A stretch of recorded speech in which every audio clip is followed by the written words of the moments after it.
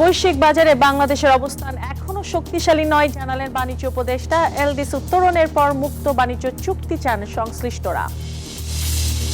আগস্টে মূল্যস্ফীতি ৩ বছরের মধ্যে সর্বনিম্ন, বছরের সর্বোচ্চ লেনদেন। ঢাকার পুঁজি বাজারে বেড়েছে বেশিরভাগ কোম্পানির শেয়ার দর। ভুয়া সনদে বাংলাদেশ কমার্স ব্যাংকে ৮ কর্মকর্তার চাকরি পদোন্নতি। এইচএসসি থেকে বিশ্ববিদ্যালয় সব সার্টিফিকেটই জাল।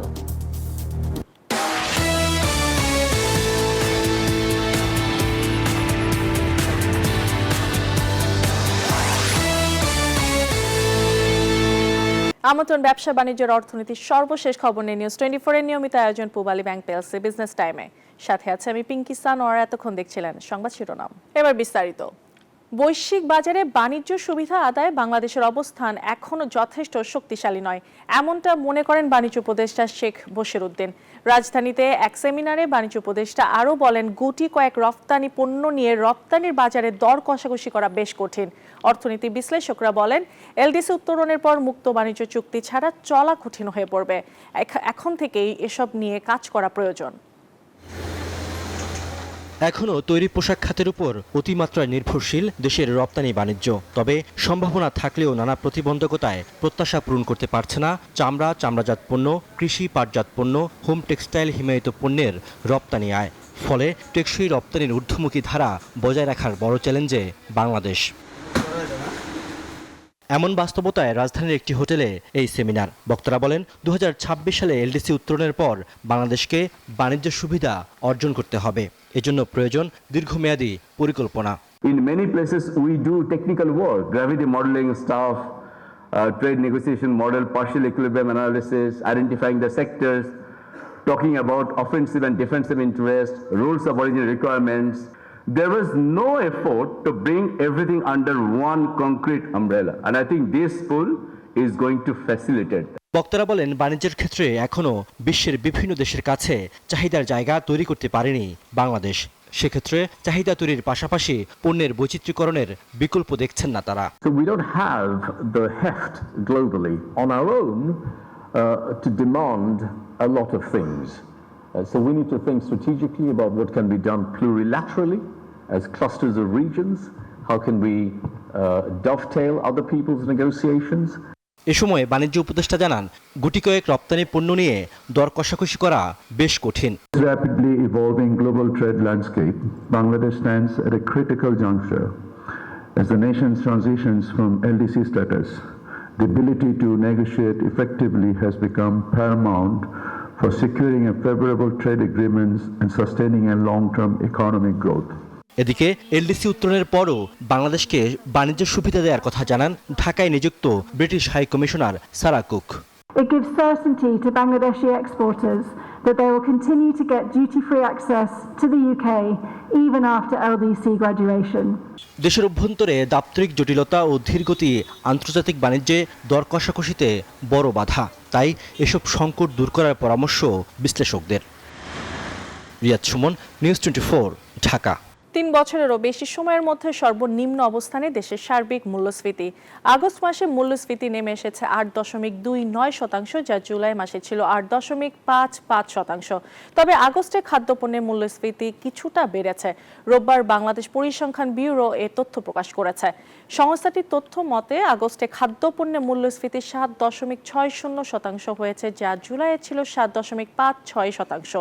এদিকে খাদ্য ছাড়া অন্যান্য পণ্য ও সেবায় মূল্যস্ফীতি কমে 8.90%, যা জুলাই মাসে ছিল 9.38%।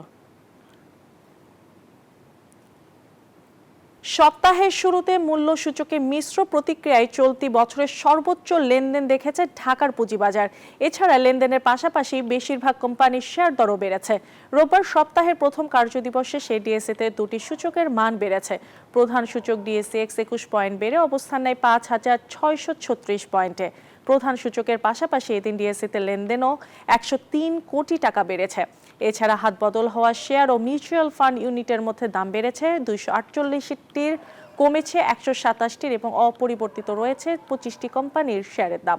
অন্যদিকে দেশের অপর পুঁজিবাজার সিএসইতে সার্বিক সূচক সিএসপিআই 22 পয়েন্ট বেড়েছে, আর লেনদেন 6.5 কোটি টাকা বেড়েছে।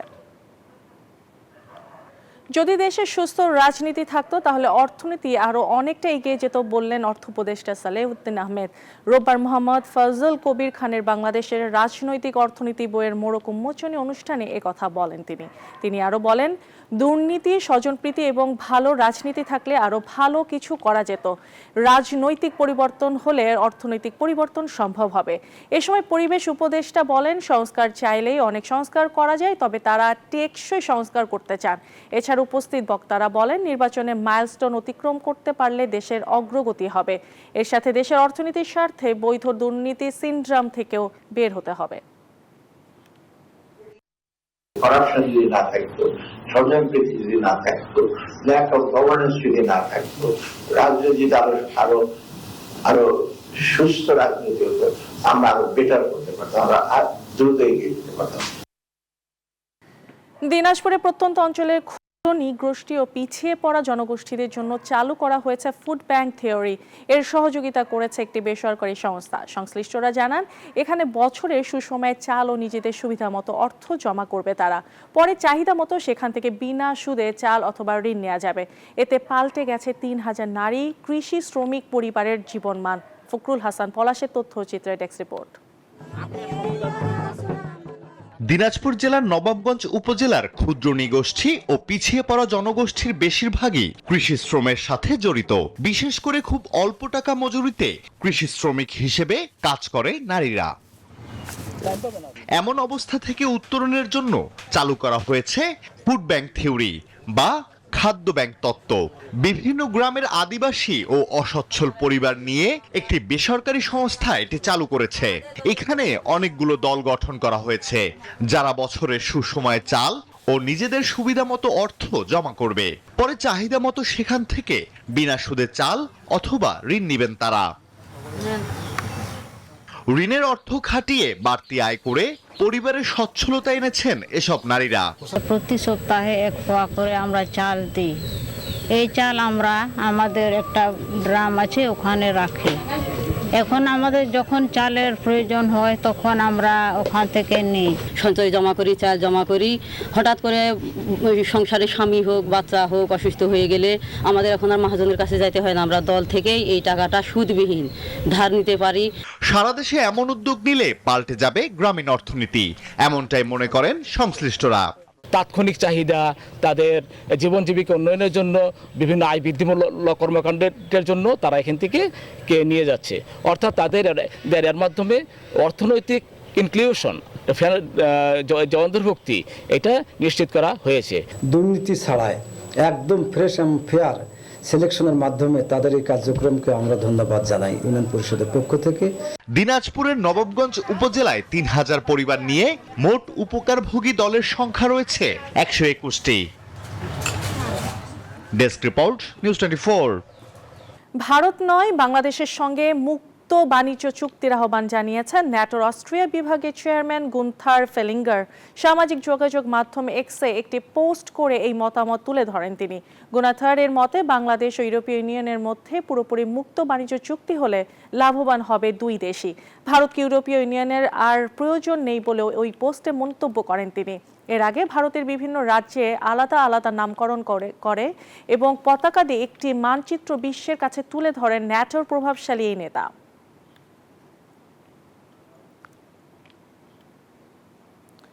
পশ্চিমা চাপের মুখে রাশিয়া থেকে রেকর্ড পরিমাণ গ্যাস কিনেছে হাঙ্গেরি। পররাষ্ট্রমন্ত্রী পিটার সিজিয়ার্তো জানিয়েছেন, জানুয়ারি থেকে তুর্কি পাইপলাইনের মাধ্যমে 5 বিলিয়ন কিউবিক মিটার গ্যাস কিনেছে তারা। 2024 সালে রাশিয়ার গ্যাস সরবরাহের পরিমাণ ছিল 7.6 বিলিয়ন কিউবিক মিটার। যদিও ইউরোপীয় ইউনিয়ন 2027 সালের মধ্যে রাশিয়ান জ্বালানি আমদানি বন্ধের পরিকল্পনা করছে। সেই পদক্ষেপে বাধা দিয়েছে হাঙ্গেরি। সেই সঙ্গে দেশটির পররাষ্ট্রমন্ত্রী জানান, এমন পদক্ষেপ হাঙ্গেরির জ্বালানি নিরাপত্তা ধ্বংস করবে।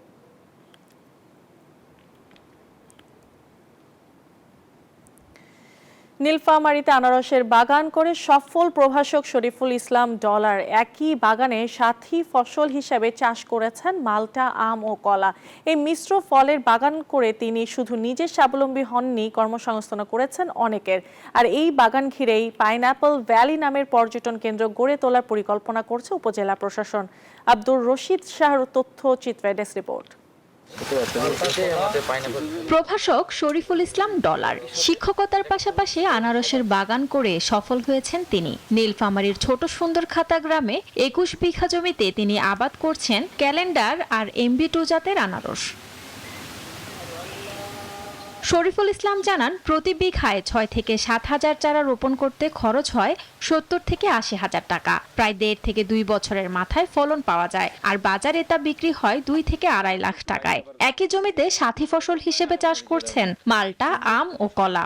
এই আনারসের কস্ট দ্বারা আমাদের বেশি, কারণ হচ্ছে আমাদের এখানে সাথী ফসল হিসাবে কলা, আম, বিভিন্ন ধরনের সাথী ফসল হিসাবে চাষাবাদ করি। মিশ্র ফলের বাগান করে তিনি শুধু নিজে স্বাবলম্বী হননি, কর্মসংস্থানও করেছেন অনেকের। আমরা এই শরীফুল চাচার বাগানে প্রতিদিনে কাজ করি এবং কাজের হাজিরা হিসাবে 500 টাকা প্রতিদিন হাজিরা দেওয়া হয়। আমরা কাজ করি, 500 টাকা হাজিরা পাই, বউল বাচ্চা নিয়ে সংসার চালাই। শরীফুল ইসলামকে সব ধরনের সহায়তা করছে স্থানীয় কৃষি কর্মকর্তারা। জেলা ও উপজেলা কৃষি সম্প্রসারণ অধিদপ্তর জানায়, তারা নিয়মিত পরামর্শ ও তদারকি করছে। একদিকে আমরা শুধু না, সাথী ফসল এখানে কলা চাষ করা হয়েছে, সেক্ষেত্রে বাড়তি যে সময়ের যে একটা খরচ, সেটা এই কলা থেকেই কৃষক পেয়ে থাকে। আমরা কৃষি বিভাগ থেকে ইতিমধ্যেই তাকে যেমন আনারসের চারা থেকে শুরু করে যাবতীয় উপকরণ সহায়তা দেওয়া হয়েছে। এর সাথে সাথে আমাদের উপসহকারী কৃষি কর্মকর্তা প্রতিনিয়ত এই বাগানে দেখভাল করে আসতেছে। উপজেলা প্রশাসনের পক্ষ থেকে এই আনারস বাগানকে ঘিরে পাইনঅ্যাপল ভ্যালি নামের একটি পর্যটন কেন্দ্র গড়ে তোলার পরিকল্পনা নেওয়া হয়েছে। যেহেতু আমাদের ডিমলায় কোনো ট্যুরিজম স্পট নেই, এই জায়গাটিকে আমরা পাইনঅ্যাপল ভ্যালি হিসাবে গড়ে তুলব। এই জন্য ইতিমধ্যে আমাদের কৃষি সম্প্রসারণ অধিদপ্তরের আওতায় উপজেলার কৃষি অফিসার যাবতীয় সহযোগিতা ওনাকে করছেন, এবং একই সাথে উপজেলা প্রশাসন ডিমলা থেকে ওনাকে সর্বোচ্চ সহযোগিতা করা হচ্ছে। নীলফামারীতে পাইনঅ্যাপল ভ্যালি পর্যটন কেন্দ্র গড়ে উঠলে কৃষির পাশাপাশি অর্থনীতির অন্য খাত সমৃদ্ধ হবে বলে মনে করছেন স্থানীয়রা। Desk report, news 24। এদিকে কুষ্টিয়ায় বাড়ছে G9 জাতের কলার চাষ। অন্য জাতের চেয়ে আকারে বড়, রোগ প্রতিরোধ ক্ষমতা ভালো আর দামও বেশি, আবাদের খরচও কম। আর তাই এই কলা চাষে আগ্রহী হচ্ছেন কৃষকরা। তাদের সব ধরনের পরামর্শ সহায়তার আশ্বাস কৃষি বিভাগের। মাহতাবউদ্দিন লালনের তথ্যচিত্রে ডেস্ক রিপোর্ট। কুষ্টিয়ার মিরপুরের তরুণ কৃষি উদ্যোক্তা সোহেল রানা কয়েক বছর আগে পরীক্ষামূলকভাবে 1 বিঘা জমিতে G9 জাতের কলার চাষ শুরু করেন। উচ্চ ফলনশীল, আকারে বড় এবং রোগ প্রতিরোধ ক্ষমতা বেশি হওয়ায় সফলতাও পেয়েছেন। বর্তমানে 24 বিঘার বেশি জমিতে কলার চাষ করেছেন এই তরুণ। প্রায় 7,500 কলা গাছ আছে, বিভিন্ন সাইজের। হারভেস্ট করছি কলাতে আমি সব থেকে বেশি লাভবান। কোনো দিন সাহস করে করলে এবং মনোযোগ দিয়ে করলে যে সফল হওয়া যায়, এটা আসলে আমাকে দেখে অনেকে অনুপ্রাণিত হচ্ছে। এখন সোহেলের সফলতা দেখে এখন G9 জাতের কলা চাষে আগ্রহী হচ্ছেন অনেকেই। পরামর্শ ও চারা দিয়ে সহায়তা করছেন সোহেলও। আমি ভাবছিলাম যে আমি অন্য চাষ করি, আমি কিন্তু ধান, গম, এগুলো ভুট্টা এগুলো চাষ করি। এখন G9 কলা আমি চাষ করব। 3 একর জমি আমি সিলেক্ট করছি চাষ করার জন্য। এখানে বিনিয়োগ খুব বেশি না, কিন্তু এটার লাভজনকটা একটু বেশি, আর এটার মান সবসময়। 1 বিঘা জমিতে এই জাতের কলা চাষে খরচ হয় 50 থেকে 60 হাজার টাকা। সব খরচ বাদে লাভ হয় 1.5 থেকে 2 লাখ টাকা।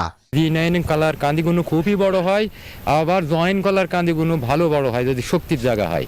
স্বাদ বেশি, আপনার ছড়াই বেশি হয়, কান বড় হয়। দেখছি আমরা এই 28 মাসের ভিতর 3 বার কলা নিতে পারি। কৃষি বিভাগ বলছে কুষ্টিয়া অঞ্চলের মাটি কলা চাষের উপযোগী। G9 জাতের কলার চাষ সম্প্রসারণে কাজ করছে কৃষি বিভাগ। মাটিটা আছে, সয়েলটা এটা বেলে দোআঁশ মাটি।